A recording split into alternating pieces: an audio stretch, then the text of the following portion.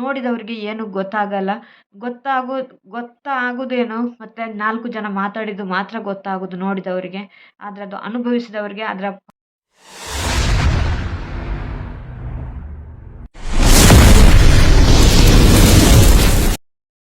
Hi hello welcome back my YouTube channel. ಯಾರೆಲ್ಲ ಹೊಸಬ್ರು video ನೋಡ್ತಾ ಇದ್ರೆ ಸಬ್ಸ್ಕ್ರೈಬ್ ಮಾಡಿ ವಿಡಿಯೋ ನೋಡಿ, ಹಾಗೆಯೇ ಪಕ್ಕದಲ್ಲಿರುವ ಬೆಲ್ ಬಟನ್ನ ಒತ್ತಿ. ನಾವು ಯಾವುದೇ ವಿಡಿಯೋ ಹಾಕಿದರೂ ನಿಮಗೆ ಫಸ್ಟ್ ಬಂದು ತಲುಪೋದು, ಹಾಗೆಯೇ ನೋಟಿಫಿಕೇಶನ್ ಬರುತ್ತೆ. ನೀವು ವಿಡಿಯೋ ನೋಡಿ, ಹಾಗೆಯೇ ವಿಡಿಯೋ ಇಷ್ಟ ಆದರೆ ಒಂದು ಲೈಕ್ ಕೊಡೋದನ್ನು ಮಾತ್ರ ಮರಿಬೇಡಿ, ಓಕೆನಾ? ಹಾಗೆಯೇ ಇವತ್ತಿನ ಲಾಗ್ ಸ್ಟಾರ್ಟ್ ಮಾಡುವ. ಇವತ್ತು ನಾನು ದೇವಸ್ಥಾನಕ್ಕೆ ಹೋಗಿ ಬಂದು ಅಲ್ಲಿ ನನಗೆ ವಿಡಿಯೋ ಮಾಡೋಕ್ಕಾಗಿಲ್ಲ. ಅಲ್ಲಿ ದೇವಸ್ಥಾನದಲ್ಲಿ ವಿಡಿಯೋ ಮಾಡಬಾರ್ದು, ಒಳಗಡೆ ಎಲ್ಲ ಮಾಡಬಾರ್ದು, ಮತ್ತು ಬಿಸಿಲು ಸಿಕ್ಕಾಪಟ್ಟೆ ಇತ್ತು. ಅದಕ್ಕೋಸ್ಕರ ನಾನು ವಿಡಿಯೋ ಮಾಡ್ಕೊಂಡಿಲ್ಲ, ವಿಡಿಯೋ ಹಾಕೋಕ್ಕಾಗಿಲ್ಲ. ದೇವಸ್ಥಾನಕ್ಕೆ ಹೋಗಿ ಕೈ ಮುಗಿದ್ಕೊಂಡು ಬಂದುಬಿಟ್ಟು ಇವಾಗಷ್ಟೇ ಬಂದುಬಿಟ್ಟು ಲಾಗ್ ಸ್ಟಾರ್ಟ್ ಮಾಡ್ತಾ ಇದ್ದೀನಿ. ಯಾಕಂದರೆ ಲಾಗ್ ಅಂದ್ರಲ್ಲ, ಒಂದು ಚಿಕ್ಕ 2 ಮಾತುಗಳು ಅಷ್ಟೇ. ಯಾಕಂದರೆ ಈ ಯೂಟ್ಯೂಬ್ಗೆ ನಾವು ಏನಕ್ಕೆ ಬಂದಿರ್ತೇವೆ ಅಂದರೆ, ನಮ್ಮದೊಂದು ಸಂತೋಷಕ್ಕೆ ಬಂದಿರ್ತೇವೆ. ನಮ್ಮ ಸಂತೋಷವನ್ನು ಇನ್ನೊಬ್ಬರು ಕಿತ್ಕೋತಾರೆ ಅಂದರೆ ಅದಕ್ಕೆ ಕೆಲವೊಂದು ಸಾರಿ ನಾವು ಸುಮ್ಮನೆ ಇರಬೇಕಾಗತ್ತೆ. ಕೆಲವೊಂದು ಸಾರಿ ಅವರು ಮುಂದಕ್ಕೆ ಹೋದರೆ ನಾವು ಮುಂದಕ್ಕೆ ಹೋಗಬೇಕಾಗತ್ತೆ ಅಲ್ವಾ? ಜಾಸ್ತಿ ಮುಂದಕ್ಕೆ ಹೋದರೂ ಅವರಿಗೂ ನಮಗೂ ವ್ಯತ್ಯಾಸನೇ ಆಗಲ್ಲ. ಯಾಕಂದರೆ ನಾವು ಆದಷ್ಟು ಸುಮ್ಮನೆ ಇರಬೇಕಷ್ಟೆ. ಮೌನಂ ಸಮ್ಮತಿ ಲಕ್ಷಣಂ ಅಂತಾರೆ. ಅದಕ್ಕೋಸ್ಕರ ನಾನು ಸುಮ್ಮನೆ ಇದ್ದೀನಿ. ನನ್ನ ಆಸೆ ಆಕಾಂಕ್ಷೆಗಳನ್ನು ಇನ್ನೊಬ್ಬರಿಗೆ ನಾನು ಅದನ್ನು ದಾನ ಮಾಡೋಕ್ಕೆ ನಾನು ಇಷ್ಟಪಡಲ್ಲ. ನಾನು ಯಾವತ್ತಿದ್ರೂ ನಾನಾಗಿರ್ತೀನಿ.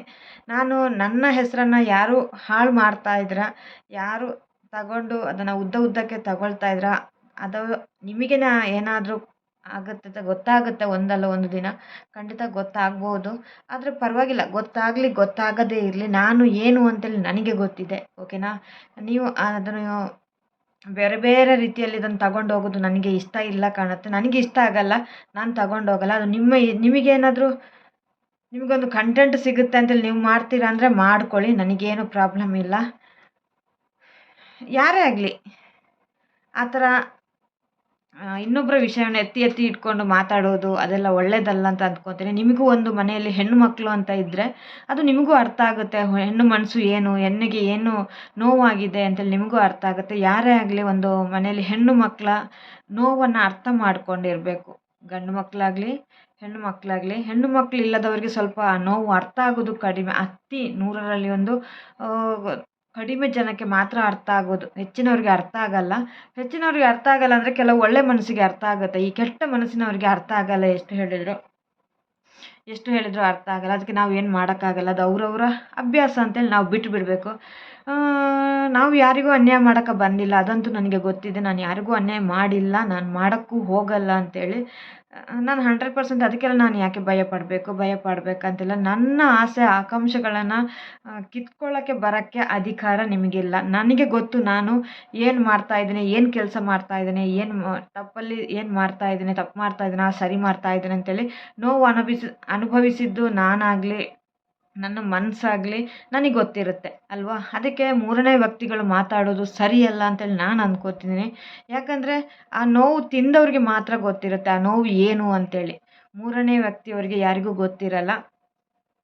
ಆ ಸ್ಥಾನದಲ್ಲಿ ನೀವು ಒಂದು ಸಾರಿ ನಿಂತು ನೋಡಿ, ಆವಾಗ ಅರ್ಥ ಆಗುತ್ತೆ, ಯಾರಿಗಾದರೂ ಅರ್ಥ ಆಗುತ್ತೆ.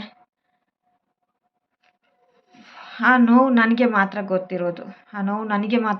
ಅದಕ್ಕೋಸ್ಕರ ಯಾವ ನೋವಾದ್ರೂ ಅದು ಅವರವರು ಅನುಭವಿಸುವಾಗ ಮಾತ್ರ ಅವರವ್ರಿಗೆ ಗೊತ್ತಾಗೋದು. ನೋವು ಅದಕ್ಕೆ ಹೇಳೋದು, ನೋವು ಬರಬೇಕು ಅಂತೇಳಿ. ನೋವಿದ್ದು ಏನು ಅಂತೇಳಿ ಗೊತ್ತಾಗುತ್ತೆ ಆವಾಗ. ಈ ಥರ ಇದಾ ಅಂತೇಳಿ ಗೊತ್ತಾಗುತ್ತೆ.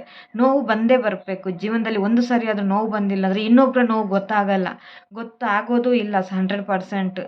ಯಾರು ಅದರ ಬಗ್ಗೆ ಮಾತಾಡೋದಾಗಲಿ ಒಳ್ಳೆಯದಲ್ಲ ಅಂತ ಅಂದ್ಕೋತೀನಿ. ಒಂದು ಹೆಣ್ಣು ಮಗಳು ಅಂದರೆ ಅವರ ಭವಿಷ್ಯದ ಬಗ್ಗೆ, ಜೀವನದ ಬಗ್ಗೆ ಯೋಚನೆ ಮಾಡಬೇಕಾಗತ್ತೆ. ಯಾರೋ ಆ ಥರ ಮಾಡೋದಾಗಲಿ ನನಗೆ ಇಷ್ಟ ಆಗಲ್ಲ. ನಾನು ಇನ್ನೊಂದು ಯಾರನ್ನೂ ನಾನು ಕೈ ಬೆರಳು ಮಾಡಿ ತೋರಿಸಿದವಳಲ್ಲ. ನನ್ನನ್ನು ತೋರಿಸ್ತಾ ಇದ್ರೆ ಅಂದರೆ ನನ್ನಿಂದ ಏನಾದರೂ ನಿಮಗೆ ಬೆನಿಫಿಟ್ ಇದ್ದಾದರೆ ಮಾಡ್ಕೊಳ್ಳಿ, ನನಗೇನು ತೊಂದರೆ ಇಲ್ಲ. ಯಾರೇ ಆಗಿರಲಿ ಒಂದು ಹೆಣ್ಣು ಮಕ್ಕಳಿಗೆ ಅನ್ಯಾಯ ಮಾಡೋಕ್ಕೆ ಬರಬೇಡಿ. ಯಾಕಂದರೆ ಅವ್ರವ್ರಿಗೆ ಗೊತ್ತಿರುತ್ತೆ. ನಾನು ಏನು ಅಂತೇಳಿ ನನಗೆ ಗೊತ್ತಿದೆ, ಸಾಕಾ? ಇನ್ನು ನನಗೆ ಪ್ರೂವ್ ಮಾಡುವ ಅಗತ್ಯ ಇಲ್ಲ. ಪ್ರೂವ್ ಮಾಡಬೇಕು ಅಂತಲೇ ನನಗೇನು ಇದಿಲ್ಲ. ಯಾಕಂದರೆ ಇನ್ನೂ ಅದೇ ನಾವು ಹೇಳೋದಲ್ಲ, ಎಷ್ಟು ದಿನ ಇರ್ತೀವೋ ಅಂತ ನಮಗೆ ಗೊತ್ತಿರಲ್ಲ. ನಾವು ಎಷ್ಟು ದಿನ ಇರ್ತೀವೋ ಅದು ಭಗವಂತನಿಗೆ ಬಿಟ್ಟಿದ್ದು. ಅದು ಯಾರು ಏನು ಹೇಳೋಕ್ಕಾಗಲ್ಲ. ಯಾಕಂದರೆ ಆಯುಷ್ಯನೂ ಮನುಷ್ಯರೇ ಕೊಡುವುದಾದರೆ ಏನೋ ಆಗ್ತಾಯಿತ್ತು. ಏನೋ ಆಗ್ತಾಯಿತ್ತು. ಆಯುಷ್ಯ ಏನೋ ಪುಣ್ಯಕ್ಕೆ ದೇವರು ಕೊಟ್ಟಿರ್ತಾರೆ ನಮಗೆ ಫಸ್ಟ್ ಬರುವಾಗಲೇ. ನೀನಿಷ್ಟು ಸಮಯ ಬದುಕ್ತೀಯಾ, ಇಷ್ಟು ಈ ಈ ಥರ ನಿನ್ನ ಜೀವನದಲ್ಲಿ ಆಗುತ್ತೆ ಅಂತೇಳಿ. ಹಣೆಬರಹದಲ್ಲಿ ಏನಾಗುತ್ತೋ ಅದೇ ಆಗೋದು. ಅದಕ್ಕಿಂತ ಜಾಸ್ತಿ ಆಗೋಕ್ಕೆ ಸಾಧ್ಯನೇ ಇಲ್ಲ. ಅದಕ್ಕೆ ಯಾರೇ ಆಗಲಿ ಕಷ್ಟ ಬಂತು ಅಂತೇಳಿ ಅದನ್ನು ಕುಗ್ಗುವುದಲ್ಲ, ಅಲ್ಲ ಎದ್ದು ನಿಲ್ಲಬೇಕು ನಾವು. ಅದು ಕಷ್ಟ ಬರುವಾಗ ಏನು ಗೊತ್ತಾ, ಒಳ್ಳೇದಿರುವಾಗ ಎಲ್ಲರೂ ಹೊಗಳ್ತಾರೆ, ಕೆಟ್ಟದಿರುವಾಗ ಎಲ್ಲರೂ ಮೂಲೆ ಗುಂಪು ಮಾಡ್ತಾರೆ. ಅದಂತೂ ಸತ್ಯ. ನನಗೆ ಅನುಭವ ಇದ್ದೇ, ಮುಂಚೆನೂ ಅನುಭವ ಇದೆ ನನಗೆ. ಆದರೆ ಏನೋ ಕೆಟ್ಟದಾದರೆ ಅದರಲ್ಲಿ ಒಂದು ಒಳ್ಳೇದಾಗುತ್ತೆ ಅಂತೇಳಿದೆ. ಅದೇ ಆಗಿದ್ದು ನನ್ನ ಜೀವನದಲ್ಲೂ. ಕೆಟ್ಟದಾದ್ರೂ ನನಗೆ ಒಂದು ಕಡೆ ಒಳ್ಳೇದಾಗಿದೆ ಅಂತೇಳಿ ನಾನು ಅಂದ್ಕೋತೀನಿ. ನನಗೆ ನನ್ನ ಹಕ್ಕನ್ನು ಯಾರು ಕಿತ್ಕೊಳ್ಳೋಕೆ ಬರಬೇಡಿ, ಓಕೆನಾ? ನನ್ನ ಹಕ್ಕನ್ನು ನನ್ಗೆ ಗೊತ್ತು. ನಾನು ಏನು ಮಾಡಿದ್ದೀನಿ, ನಾನು ಏನು ಮಾಡ್ತಾ ಇದ್ದೀನಿ, ನನಗೆ ಏನಾಗಿದೆ ಅಂತೇಳಿ ನಾನು ನನ್ನ ಮನಸ್ಸಲ್ಲಿ ಇಟ್ಕೊಂಡಿದ್ದೀನಿ. ಅದನ್ನು ನಾನು ಹೇಳುವಂಥ ಇದು ಅಲ್ಲ. ನಿಮಗೆ ಹೇಳಿದರೆ ನಾನು ಹೇಳಿದರೂ ಅರ್ಥ ಆಗೋದಂತೂ ಇಲ್ಲ. ಅದು ಯಾವತ್ತೂ ಹೆಣ್ಣು ಮಕ್ಕಳದ್ದೇ ತಪ್ಪು ಅಂತೇಳಿ ಯಾವತ್ತೂ ಹೇಳೋಕ್ಕೆ ಬರಬೇಡಿ. ಯಾಕಂದರೆ ಹೆಣ್ಣು ಮಕ್ಕಳು ಫ್ರೆಂಡ್ಶಿಪ್ ಅಂದರೆ ಫ್ರೆಂಡ್ಶಿಪ್ಪಲ್ಲಿ ತುಂಬ ಒಳ್ಳೆಯ ಫ್ರೆಂಡ್ಶಿಪ್ ಇದ್ದಾರೆ. ತುಂಬ ದೂರದಲ್ಲೂ ಫ್ರೆಂಡ್ಶಿಪ್ ಇದ್ದಾರೆ. ಆ ಥರ ಫ್ರೆಂಡ್ಶಿಪ್ಗೇನು ಏನೇನೋ ಹೆಣ್ಣು ಮಕ್ಕಳಿಗೆ ಕಟ್ಟಿಕೊಡೋದಲ್ಲ, ಏನೇ ಮಾಡೋದಾಗಲಿ ಸ್ವಲ್ಪ ಯೋಚನೆ ಮಾಡಬೇಕಾಗತ್ತೆ. ಫಸ್ಟ್ ಯಾವುದೇ ಮಾಡಬೇಕಾದ್ರೂ ನಂಬಿಕೆ ಇರಬೇಕು. ನಂಬಿಕೆ ಇಲ್ಲದ ಮನುಷ್ಯ ಯಾವತ್ತೂ ಒಳ್ಳೆಯದಾಗೋಕ್ಕೆ ಸಾಧ್ಯ ಇಲ್ಲ. ನಂಬಿಕೆ ಇರಬೇಕು ಮನುಷ್ಯರಿಗೆ ನಂಬಿಕೆ ಇದ್ದರೆ ಮಾತ್ರ ಒಂದು ಸಂಸಾರ ಆಗಲಿ ಈ ಎಲ್ಲದರಲ್ಲಿ ಸರಿ ಹೋಗೋಕ್ಕೆ ಸಾಧ್ಯ ಆಗೋದು. ನಂಬಿಕೆನೇ ಇಲ್ಲಾಂದರೆ ಏನು ಮಾಡೋಕ್ಕಾಗಲ್ಲ ಅಲ್ವಾ? ಯಾವುದೇ ವಿಷಯದಲ್ಲಾಗಲಿ ನಾನು ತುಂಬ ಅಡ್ಡ ಬಿದ್ದು ಕೇಳ್ಕೊತೀನಿ. ಯಾವುದೇ ವಿಷಯದಲ್ಲಾಗಲಿ ನಂದು ತಪ್ಪು ಅಂತ ಇದ್ದರೆ ನಾನು ಅಡ್ಡ ಬಿದ್ದಾದರೂ ಕೇಳ್ಕೊತೀನಿ. ನನಗೆ ಅಹಂ ಇಲ್ಲ. ನಾನಿವಾಗ ಇಲ್ಲಿ ಮನೆಯಲ್ಲಿ ಇದ್ದೀನಿ ಅಂದರೆ ನನಗೆ ದೊಡ್ಡಸ್ತಿಗೆ ಏನೂ ಅಲ್ಲ.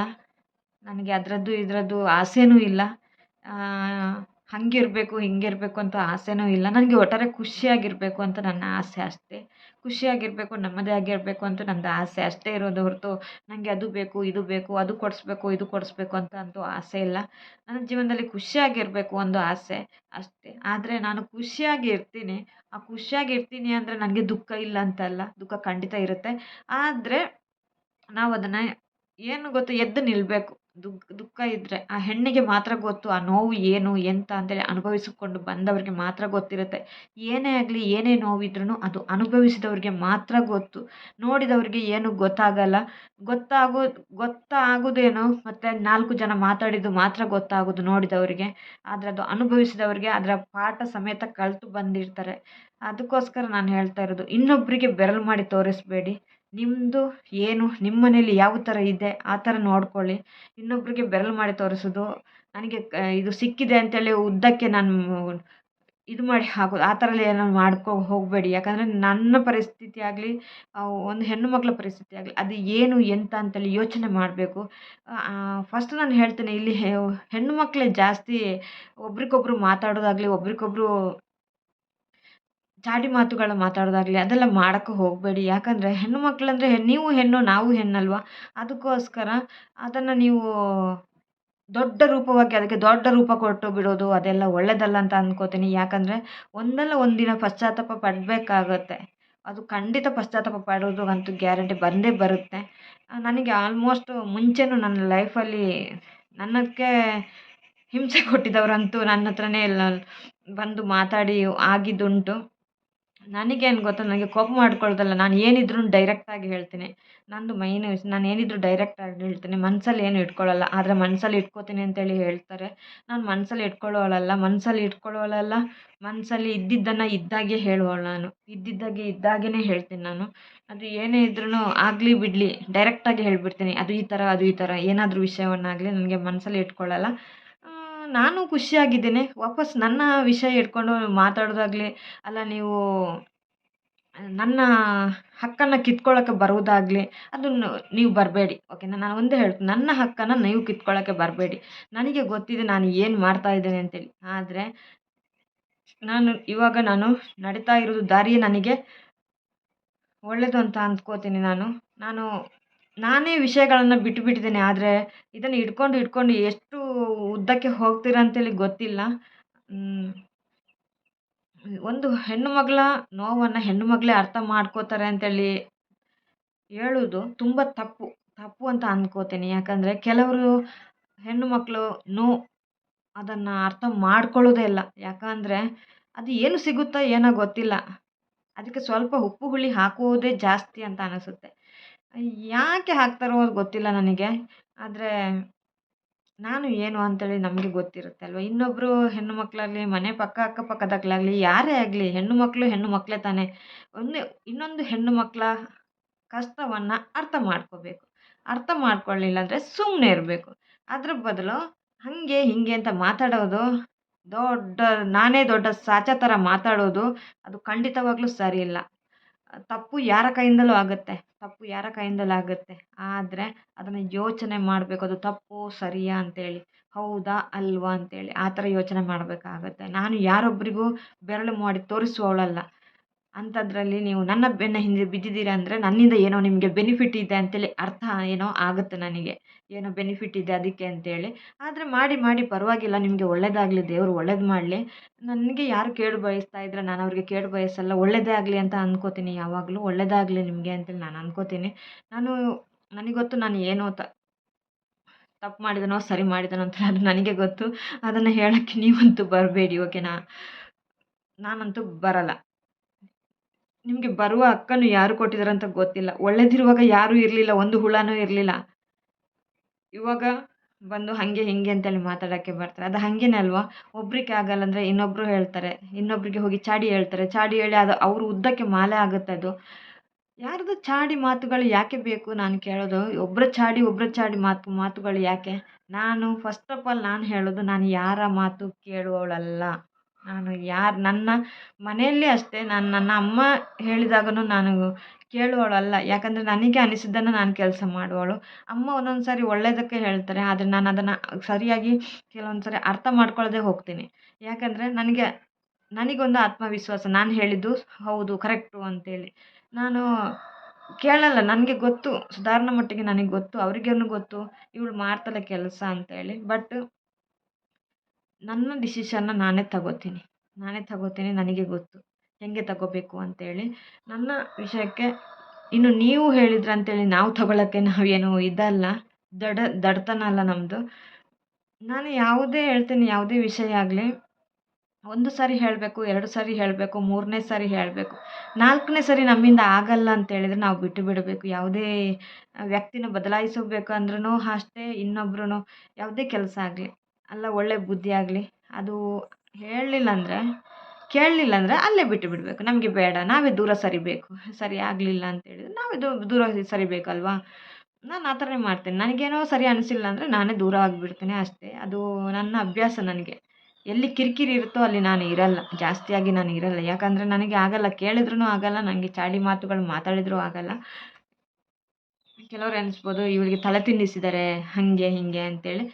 ತಲೆ ತಿನ್ನಿಸ್ತಾರೆ, ಮಾತಾಡಿಸ್ತಾರೆ ಹಾಗೆ ಹೀಗೆ ಅಂದರೆ ನಿಜವಾಗ್ಲೂ ಹೇಳ್ಬೇಕಂದ್ರೆ ನಾನು ಮಾತಾಡೋದಿಲ್ಲ. ನಾನು ಜಾಸ್ತಿ ಚಾಡಿ ಮಾತುಗಳು ಯಾರೊಟ್ಟಿಗೂ ಮಾತಾಡೋಕ್ಕೆ ಹೋಗಲ್ಲ. ಅತಿರೇಕ ಆದರೆ ನಾನು ಖಂಡಿತ ವಿಷಯವನ್ನು ಶೇರ್ ಮಾಡ್ತೀನಿ ಹೊರತು ನಾನು ಸುಮ್ಮನೆ ಶೇರ್ ಮಾಡಲ್ಲ. ಯಾವುದು ವಿಷಯನಾಗಲಿ ನಾನು ಶೇರ್ ಮಾಡೋಕ್ಕೆ ಹೋಗಲ್ಲ. ಯಾಕಂದ್ರೆ ನನಗೆ ಇಷ್ಟ ಆಗಲ್ಲ. ಫಸ್ಟ್ ಆಫ್ ಆಲ್ ನಾನು ಕಿರಿಕಿರಿಯಿಂದ ದೂರ ಇದ್ದುಬಿಡ್ತೀನಿ. ನಾನು ಅವತ್ತೂ ಯೂಟ್ಯೂಬ್ಗೆ ಬರುವಾಗಲೂ ಮುಂಚೆನೇ ಹೇಳಿದ್ದೇನೆ. ನಾನು ಫಸ್ಟೂ ಹೇಳ್ತಾ ಇದ್ದೆ, ನಾನು ಕಿರಿಕಿರಿಯಿಂದ ದೂರ ಇದ್ದುಬಿಡ್ತೀನಿ. ನನಗೆ ಇಷ್ಟ ಆಗಲ್ಲ ಅಂತೇಳಿ. ಇಷ್ಟ ಆಗಲ್ಲ ಅಂದರೆ ಇಷ್ಟ ಆಗಲ್ಲ, ನನಗೆ ಅಷ್ಟೇ. ನಾನು ಆಲೋಚನೆ ಮಾಡಿದ್ದು ನನಗೆ ಸರಿ ಅನ್ನಿಸಿದ್ದನ್ನು ಸರಿ ಅಂತೀನಿ ನಾನು ಅಷ್ಟೇ. ಯಾವುದೇ ಆಗಲಿ ನನಗೆ ಇಷ್ಟ ಆಗಲ್ಲ. ಮತ್ತು ಇನ್ನೊಂದು ಹೆಣ್ಣು ಮಗಳಿಗೆ ನೀವು ಕೈ ಬೆರಳು ಮಾಡಿ ತೋರಿಸೋಕ್ಕೆ ನೀವು ಯಾರೂ ಅಲ್ಲ. ಯಾರೂ ಅಲ್ಲ. ದೇವರಿಗೆ ಗೊತ್ತು ಏನು ಮಾಡ್ತಾರೆ, ಅವ್ರು ಕೊಟ್ಟಿದ್ದನ್ನು ನಾವು ತಗೋಬೇಕು ಅಷ್ಟೇ. ಒಂದು ಹೆಣ್ಣು ಮಕ್ಕಳಿಗೆ ಯಾವತ್ತಿದ್ರೂ ಒಳ್ಳೇದು ಮಾಡಿ, ಸಾಧ್ಯ ಆದರೆ ಒಳ್ಳೇದು ಮಾಡಿ, ಏನು ಅನ್ನಲ್ಲ. ಆದರೆ ಕೆಟ್ಟದಕ್ಕೆ ಕೆಟ್ಟದು ಅಂದ್ರೂ ಏನೂ ತೊಂದರೆ ಇಲ್ಲ. ಸುಮ್ಮನೆ ಎಲ್ಲಾಂದರೂ ಹಾಗೆ ಹೀಗೆ ಅಂತ ಹೇಳೋದು ಇಷ್ಟ ಆಗಲ್ಲ, ಓಕೆನಾ. ನನಗೆ ಗೊತ್ತಿದೆ ಏನು ಮಾಡ್ತಾ ಇದ್ದೀನಿ ನಾನು ಅಂತೇಳಿ. ನಾನು ಚೆನ್ನಾಗೇ ಇದ್ದೀನಿ. ನಾನು ಏನು ಮಾಡ್ತಾ ಇದ್ದೀನಿ ಅಂತಲೂ ಗೊತ್ತಿದೆ ನನಗೆ. ಅದಕ್ಕೆ ಬಿಟ್ಟುಬಿಡಿ, ನನ್ನ ಪಾಡಿಗೆ ನಾನೇ ಬಿಟ್ಟುಬಿಡಿ, ಓಕೆನಾ. ನನಗೆ ಗೊತ್ತಿದೆ ಏನು ಮಾಡ್ತಾ ಇದ್ದೀನಿ, ಹೆಂಗಿದ್ದೀನಿ, ಕಷ್ಟವನ್ನು ಹೇಗೆ ತಗೊಂಡು ಹೋಗಬೇಕು, ಒಳ್ಳೆದಿರುವಾಗ ಹೇಗೆ ತಗೊಂಡು ಹೋಗಬೇಕು ಎಲ್ಲ ಗೊತ್ತಿದೆ. ಥ್ಯಾಂಕ್ ಯು ಇಲ್ಲರ ತನಕ ಸಪೋರ್ಟ್ ಮಾಡೋದಕ್ಕೆ. ಯಾರಿಗೊಬ್ರಿಗೂ ಅನ್ಯಾಯ ಮಾಡೋಕ್ಕೆ ಬರಬೇಡಿ. ಹಾಗೇನೆ ಅವ್ರಿಗೆ ಗೊತ್ತಿರುತ್ತೆ ಏನು ಮಾಡ್ತಾರೆ ಅವರು ಅಂತೇಳಿ. ಕೈಯಲ್ಲಿ ಆದರೆ ಒಳ್ಳೇದು ಮಾಡಿ, ಅದಕ್ಕೊಂದು ಅರ್ಥ ಇರುತ್ತೆ. ಸುಮ್ಮನೆ ಇಲ್ಲಾಂದ್ರೆ ಇನ್ನೊಬ್ಬರ ಮನಸ್ಸಿನ ನೋವಿಗೆ ನೀವು ಗುರಿಯಾಗಬೇಡಿ. ಒಳ್ಳೇದಲ್ಲ ಅಂತ ಅಂದ್ಕೋತೀನಿ. ನನಗೊಂದು ಅರ್ಥ ಆಯಿತು ಅಂದರೆ, ಈ ಯೂಟ್ಯೂಬಲ್ಲಿ ಎಷ್ಟು ಸಪೋರ್ಟ್ ಮಾಡಿದ್ದು ಅಂದರೆ ಅಷ್ಟಿಷ್ಟು ಸಪೋರ್ಟ್ ಮಾಡಿದ್ರೂ ಕೊನೆಗಾಲದಲ್ಲಿ ದೂರಕ್ಕೆ ಅಂತಲೇ ರೆಡಿಯಾಗಿರ್ತಾರೆ. ಅವರೇ ರೆಡಿಯಾಗಿರ್ತಾರೆ. ಅದು ಏನು ಅಂತ ಗೊತ್ತಿಲ್ಲ. ಅದು ಏನು ಮನಸ್ಸು ಅವ್ರದ್ದು ಅಂತ ನಂಗೆ ಗೊತ್ತಾಗಲ್ಲ. ದೂರಕ್ಕೆ ಅಂತಲೇ ರೆಡಿಯಾಗಿರ್ತಾರೆ. ನಮ್ಮ ಕೈಯಿಂದನೇ ಸಪೋರ್ಟ್ ತಗೊಂಡು, ನಮ್ಮ ಕಡೆಯಿಂದನೇ ಒಳ್ಳೇದು ಮಾಡಿಕೊಂಡು ದೂರಕ್ಕಂತಲೇ ರೆಡಿಯಾಗಿರ್ತಾರೆ. ಅದು ಏನು ಎಂತ ಅಂತ ಗೊತ್ತಿಲ್ಲ. ಅದು ಅಭ್ಯಾಸನಾ, ಅದು ಅವ್ರದ್ದು ಗುಣನೋ ಏನೋ ಅಂತ ಗೊತ್ತಿಲ್ಲ. ಯಾಕಾಗೆ ಮಾಡ್ತಾರೆ ಅಂತ ನನಗಂತೂ ಅರ್ಥ ಆಗ್ತಾಯಿಲ್ಲ. ಬಟ್ ಯಾರೇ ಆಗಲಿ, ಒಬ್ಬರ ದೂರೋಕ್ಕಿಂತ ಮುಂಚೆ ಒಂದು ಹೆಣ್ಣು ಮಗಳ ನೋವನ್ನು ಅರ್ಥ ಮಾಡ್ಕೊಳ್ಳಿ. ನಿಮಗೂ ಒಂದು ಹೆಣ್ಣು ಮಗಳು ಇರ್ತಿದ್ರೆ ಗೊತ್ತಾಗ್ತಾ ಇತ್ತೇನೋ ಆ ಕಷ್ಟ ಆಗಲಿ ಏನಾಗಲಿ. ಕರೆಕ್ಟಾಗಿ ಯಾವುದೇ ಸಿಚುವೇಶನ್ ಆಗಲಿ ಅಲ್ಲಿ ನಿಂತು ನೋಡಿ, ಅಲ್ಲಿ ಹೋಗಿ ನೋಡಿ, ಎಲ್ಲಿ ಏನಾಗ್ತಾ ಇದೆ ಅಂತೇಳಿ ಅದು ನಿಮಗೆ ಹೇಳಿದರೆ ಗೊತ್ತಾಗಲ್ಲ, ನೋಡಿದರೆ ಗೊತ್ತಾಗಲ್ಲ. ಅರ್ಥ ಆಯ್ತಾ? ಕಣ್ಣಲ್ಲಿ ನೋಡುವುದೆಲ್ಲ ಅಮೃತ ಅಲ್ಲ. ಅದನ್ನು ಅರ್ಥ ಮಾಡ್ಕೊಳ್ಳಿ. ವಿಷ ಇರುತ್ತೆ, ಅದನ್ನು ಅರ್ಥ ಮಾಡ್ಕೋಬೇಕು. Thank you so much. ಇಲ್ಲರ ತನಕ ವೀಡಿಯೋಸ್ ವಾಚ್ ಮಾಡ್ತಾ ಇದ್ದವ್ರಿಗೆ ಥ್ಯಾಂಕ್ ಯು ಸೋ ಮಚ್. ಹಾಗೆಯೇ ನೆಕ್ಸ್ಟ್ ವೀಡಿಯೋದಲ್ಲಿ ಬರುವ. Bye, take care, bye, love you all.